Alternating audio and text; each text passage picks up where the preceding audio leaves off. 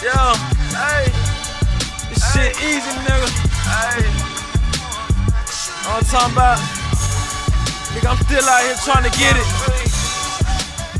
Contender Regime Boxing checking back in with y'all, man. What's going on? Happy Father's Day to all the fathers out there, man. All the real fathers. You know what I'm saying? I hope y'all have a great day and really enjoy yourselves today, man. Y'all deserve it. You dig what I'm saying? JERMALL CHARLO got the victory versus JUAN MONTIEL last night on Juneteenth. Won every round, but it was a very, very competitive fight. A surprisingly competitive fight. Very entertaining. JUAN MONTIEL, who had 22 wins, all by knockout.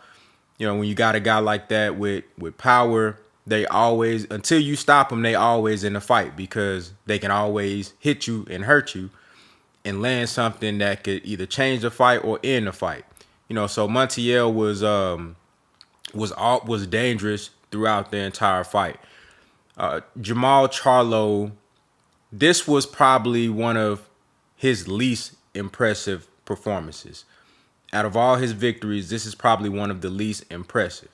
Now, Montiel was a little bit awkward.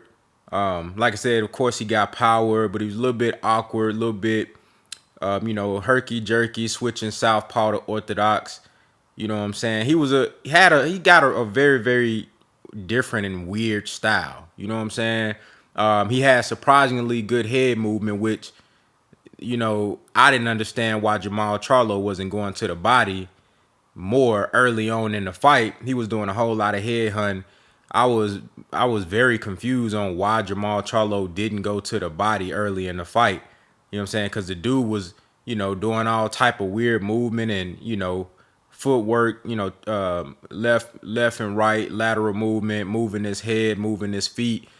And I'm thinking like, man, why won't JERMALL CHARLO commit to the body so you can, slow this dude down and, bring his hands down. That way you can start attacking the head and ultimately get this man up out of here. But JERMALL CHARLO kept head hunting. JERMALL CHARLO seemed very sluggish in this fight. His accuracy wasn't all the way there. He seemed like he was, I don't know if it was an issue with him making the weight, if he had a bad camp when it comes to getting down to 160. I don't know if it was a situation where he just really wasn't getting up for Montiel. See, this is what happened when you fight guys like this. You know what I'm saying? You fight guys who don't got nothing to lose and everything to gain, and you go in there thinking this dude just gonna lay down for you, and he turns out to be a very game opponent. And you go out there and you get into an actual firefight with a guy that you supposed to just clean their clock.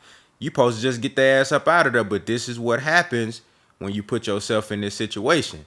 You know what I'm saying? Like I said, JERMALL CHARLO won every round. He had his moments in the fight where he looked very dominant. There was 2 times in the fight where I thought he was gonna stop Montiel, where he hurt him with a right hand. And even then, when JERMALL hurt Montiel, and it looks like he could have got him, he looked like he could have got him out of there. JERMALL, his punch selection wasn't all that. You know what I'm saying? His punch selection and his patience wasn't there. He just started. I don't know if it was a hometown thing. It's Juneteenth. You in your hometown. You want to close the show for your people and all the fans that came out to see you. It's always a lot of pressure when you fighting at the crib. You dig what I'm saying? But I don't know. His punch placement, his punch selection and his punch placement wasn't there, especially in the moments where Montiel was hurt in the corner on the ropes and you couldn't get him out of there. You know what I'm saying? Now, props to Montiel. Montiel got a hell of a chin. Let's say that. Because this dude took everything that JERMALL CHARLO had to throw at him, and he just kept on coming.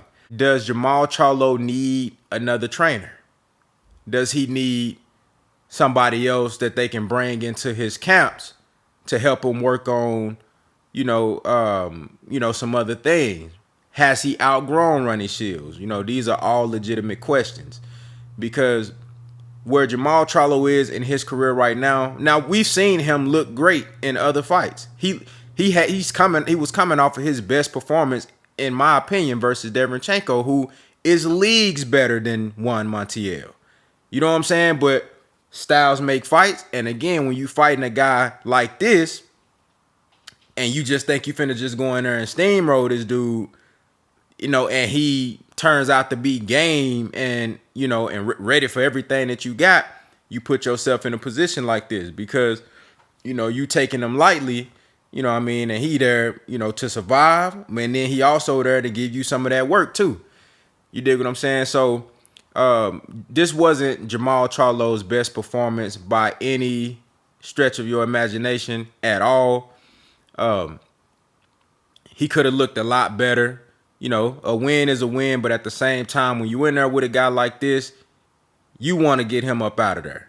You dig what I'm saying? You want to stop him and you want to dominate him to the point where you show that he don't even belong in the same ring with you. Last night, it looked like Montiel was supposed to be in there with you, and that ain't good.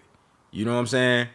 But JERMALL CHARLO definitely has a lot to work on. He got to get his head movement right. Now, again, I've seen him look way better in other fights.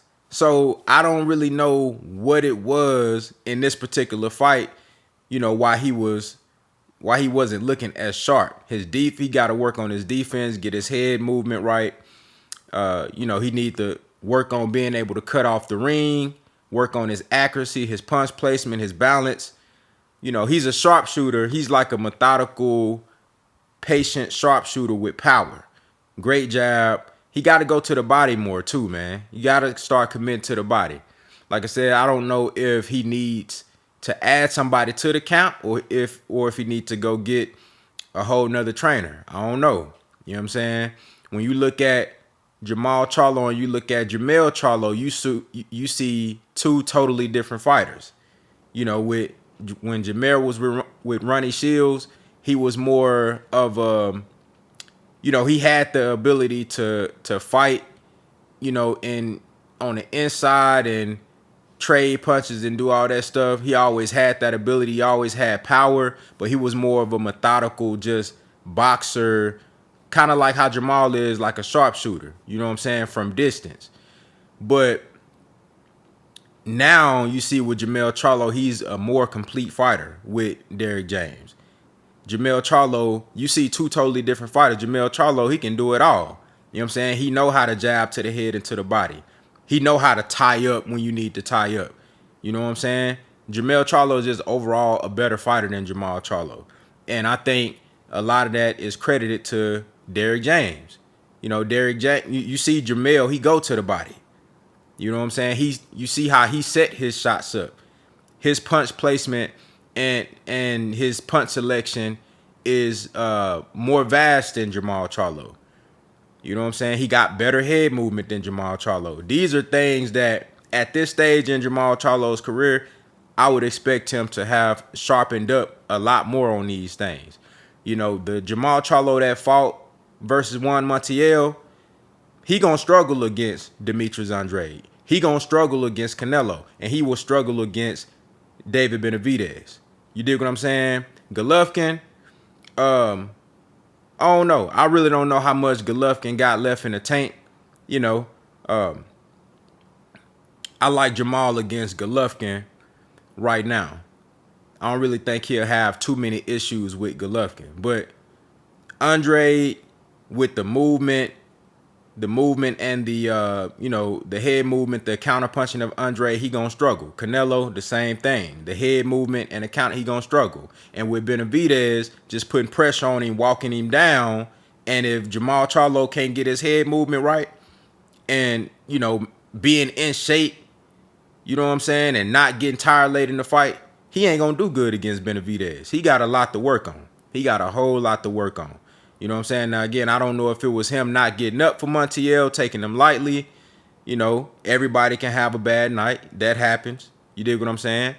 But, you know, this should be a wake-up call for JERMALL CHARLO. Get on your motherfucking game. Stay sharp. Stop blowing up outside of training camps. You know what I'm saying? Stop ballooning up to 190 and shit. you need to stay in shape. You need to stay in shape year round so you can make the weight comfortably. Or else you need to go ahead and move up to 168. You dig what I'm saying? So y'all let me know what y'all think down in the comments. What did y'all think about JERMALL CHARLO's performance? And what do y'all want to see next for JERMALL CHARLO? I want to see JERMALL CHARLO versus Demetrius Andrade next. If he gonna stay at 160, Charlo Andre need to happen next. That's the only fight that I want to see next for both guys. There is no reason why that fight shouldn't happen next. You know what I'm saying? Unification, and then the winner should fight the winner out of Golovkin and Murata for undisputed. Those are the only fights that need to happen next at 160. If that ain't gonna happen next, Maul, you need to move up to 168. You know what I'm saying? Y'all let me know what y'all think down in the comments, man. Contender regime boxing. I'll holler at y'all boys, man.